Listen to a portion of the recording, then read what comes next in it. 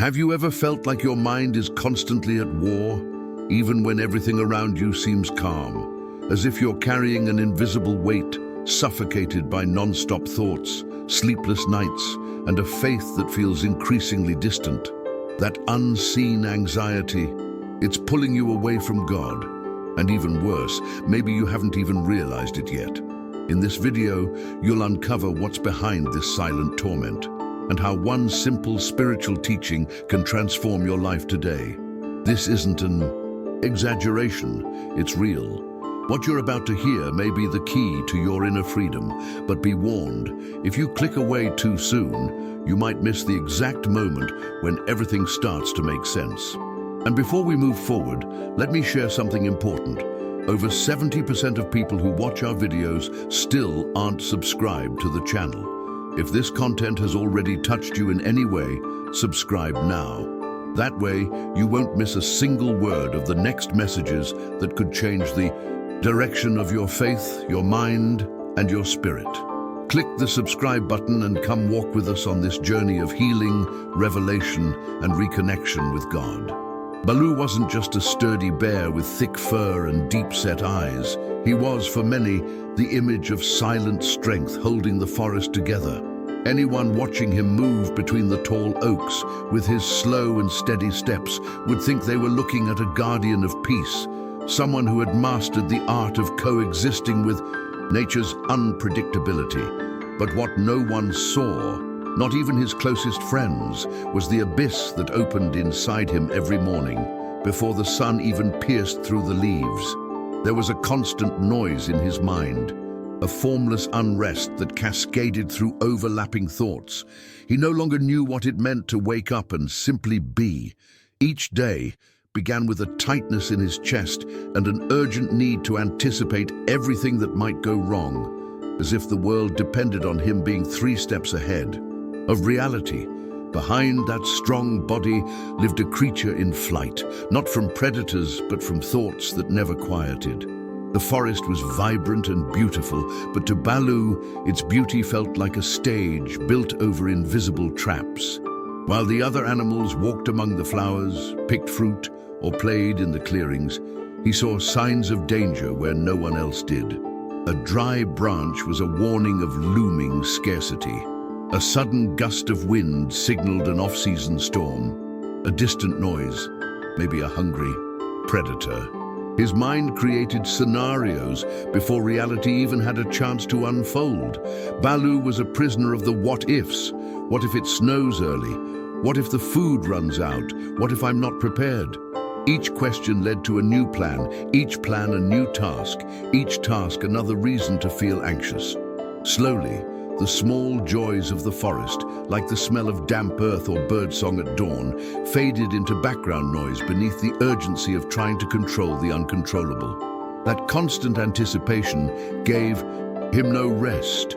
Even when all was well, his heart behaved like everything was about to collapse. As winter approached, the other animals began to settle down, trusting that the forest would run its course, that life's cycles would continue. But Baloo, unable to trust, felt the cold as a sentence. He didn't prepare wisely. He hoarded out of panic.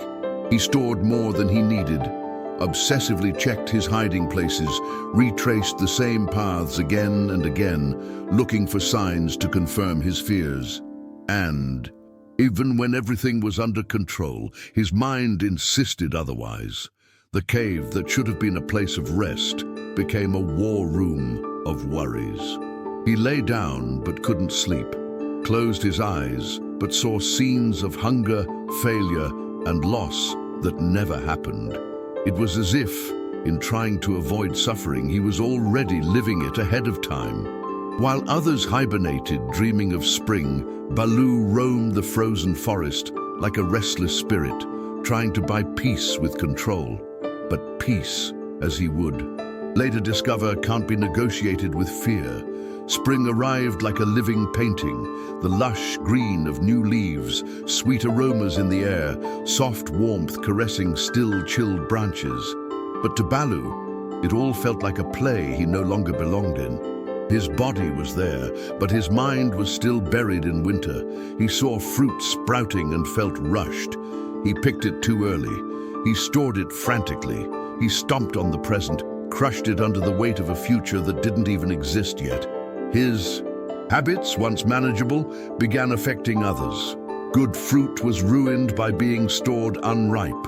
Other animals' hiding places were disturbed by mistake, and his once respected presence started being avoided. He spoke loudly, interrupted often, didn't listen. There were no pauses between sentences, only urgency, only the desperation of someone trying to stop the world from falling apart. But the world wasn't falling apart. He was. Balu was exhausted, and his anxiety, once invisible, now overflowed into actions that eroded the relationships that mattered most. One day, while wandering aimlessly among blooming bushes, he came upon the lake. The same lake where he used to sit in silence, just to watch the water. But that day, as he approached, the water showed him something he wasn't ready to face, his own reflection. He didn't see the strong, confident bear others knew. He saw a worn-down figure, eyes sunken, shoulders slumped, the face of someone who hadn't known true rest in ages. Then, something different happened. A hummingbird, its feathers painted with the colors of a rainbow, perched on a nearby rock. It hovered in the air, weightless, and looked at Balu. That little creature seemed untouched by the pressures of time, by the world's urgencies, by the worries that consumed the bear. And somehow, in that moment of total silence, Balu felt something rare: presence. It wasn't relief or instant comfort, but a pause, a space between two thoughts, an invitation to stop. And he stopped. The hummingbird didn't speak like the wise elders of the forest, nor did it seem to carry any answers. But there was something about its presence that silenced Balu's internal noise. Its wings beat so fast they seemed to defy time, and yet it hovered with miraculous lightness. That tiny body floated before the bear like a silent note in the chaotic score of his anxious mind. In that moment, without a word, without drama, Balu realized there was another way to exist, to be fully present. It wasn't about giving up care or ignoring danger, but about not living in anticipation of what hasn't happened. The hummingbird hovered there, saying everything without saying anything, as if nature itself wanted to remind the bear that life doesn't have to be a solved equation. It can be a song lived. For the first time in years, Balu simply existed. No need to think of the next step. And in that stillness, a trickle of peace slipped through the cracks of his inner armor. In the days that followed, Balu didn't transform overnight. He still woke early, still felt the urge to check paths and stashes, still carried old fear-based habits. But now, there was something new. A pause between impulse and action. He began questioning the automatic nature of his reactions. When he saw a fruit, he checked if it was ripe before picking. When he heard a distant sound, he breathed before reacting. When a thought of scarcity crept in, he remembered the hummingbird and asked himself, "Is this happening now?" Sometimes he still gave in to fear, but now he forgave himself for it. It was a humble restart, no grand promises, just something deeply human. And as Balu allowed himself to live more slowly, the forest began to look different. Sounds were clearer, smells richer, small gestures more meaningful. The world hadn't changed. He had learned how to see it. Relationships that once felt strained or broken slowly began to heal. Not through miracles, but through presence. Balu no longer interrupted his friends with urgent chatter. He listened attentively, his eyes asking before his mouth did. When he saw an anxious squirrel, he didn't rush in with solutions. He simply stayed, silently, and that was more powerful than any word. Birds that used to flee at the sound of him now sang nearby. Deer returned to the same clearing without fear. A baby badger even fell asleep next to him, sensing the change without needing it explained. Balu, for his part, experienced a new kind of joy, a quiet happiness that didn't depend on total security, but on real connection. Even when anxiety came knocking again, he knew he didn't have to open the door right away. He could listen, but didn't have to obey. And with that, the forest began to feel like what it once was to him, home. As the seasons passed, Balu nurtured this new way of living like one waters a rare plant. He knew peace wouldn't arrive as a final prize, but as a daily practice.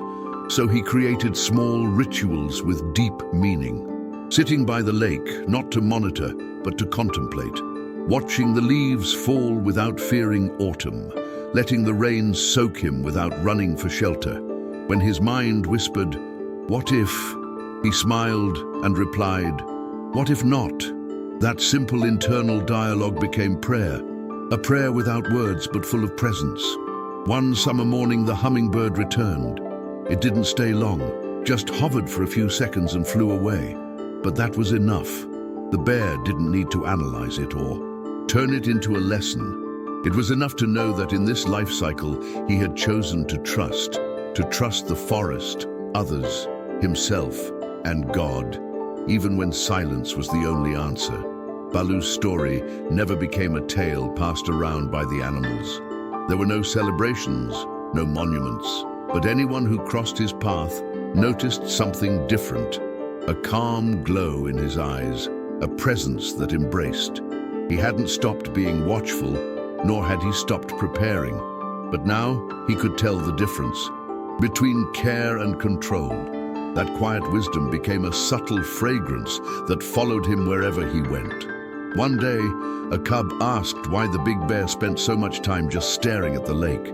And Balu, without haste, replied, "Because it's where I remember who I am." No drama, just truth.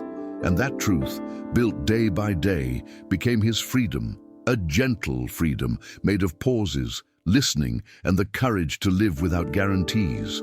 In the end, Balu understood that anxiety is like winter trying to freeze the present with fears of tomorrow, but that in the now and only in the now can we find the warmth of peace.